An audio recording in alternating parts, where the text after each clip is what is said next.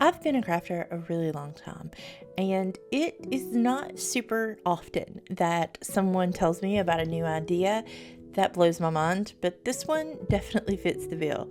When my friend Lisha Ahmad at Craft Therapy told me that she was using toilet paper to create a higher end craft, I was like, what?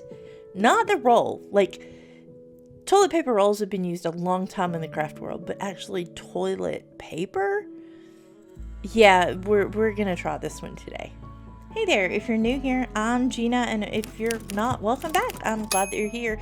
Around these parts we make fun art, not fun art, so let's go make some stuff. For the supplies that I used, you'll need a silicone mold, some toilet paper, stick with me, Mod Podge, a brush, I'll link this one below, as well as a spray bottle of water, some scissors, and you'll also need some paper towels. When I first saw this technique, I thought she had lost her mind, but I promise you it turns out, and it feels like those vintage paper frames, and these look so good. You could do this with any shape mold though. I've done it with all kinds of things and they all turn out lovely. So you're going to start by spritzing the toilet paper, a single layer of toilet paper with just plain water. You don't want too much water, but you need enough that you can use a stiff bristled brush to get down into all of those nooks and crannies. A stenciling brush or a waxing brush would be perfect for this, and if you can find a wider one, that will work really, really well and give you more surface area. I do 3 layers of paper, and then I start to go in with a layer of Mod Podge.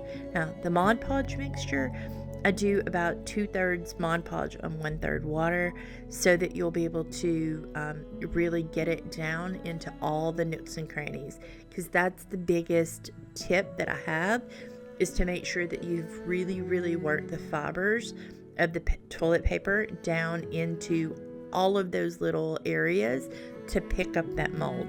It's almost like making paper clay from scratch right on top of the mold.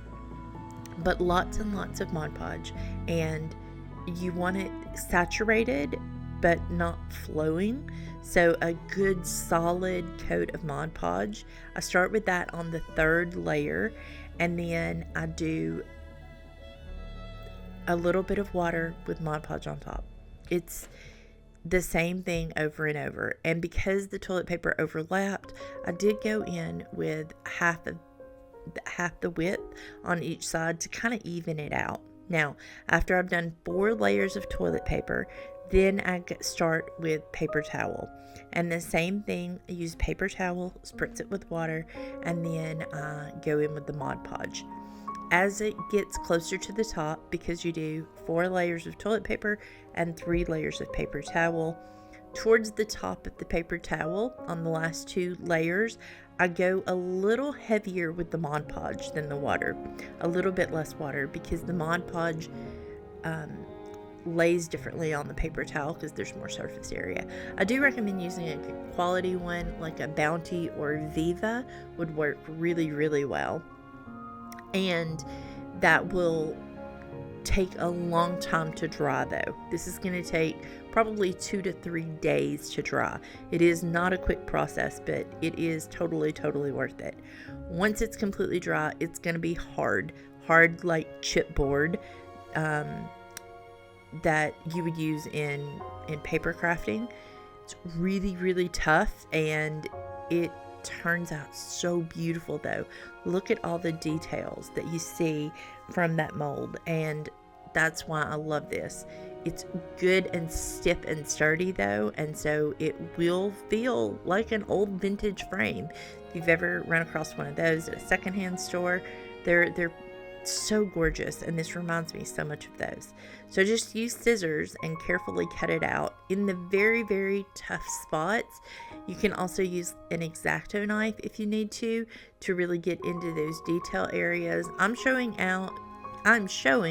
cutting out the square frame, but I end up using the oval frame because the square frame was too big for my book, because we're going to turn this into a book cover. You could turn these into anything. but I wanted to embellish the cover of this junk journal, and I thought it would be a really fun way to bring in a vintage style element. So I start off the center part, that's where the art would actually go. You could cut that out if you wanted to, but I decided to kind of make it the art for my cover, and I started off by doing it with watercolor. This medium accepts watercolor extremely well, and once that's completely dry, then I went in with some acrylic paint and I painted it. I used Golden Brand bronze to paint this, and it really looks like a vintage frame now. So let's gussy it up a little bit. I'm going to start off by gluing it onto the book, because I would rather glue it onto the book and then embellish it versus the other way around. Lots and lots of hot glue, and hot glue is going to hold this on here really, really well. If you wanted to turn this into a magnet, you could absolutely pop a magnet on here, and these would make beautiful magnets as well, but I just used a lot of hot glue and glued it directly to the cover of the book. Then I'm going to use some dried flowers, because I like to display my books similar to art.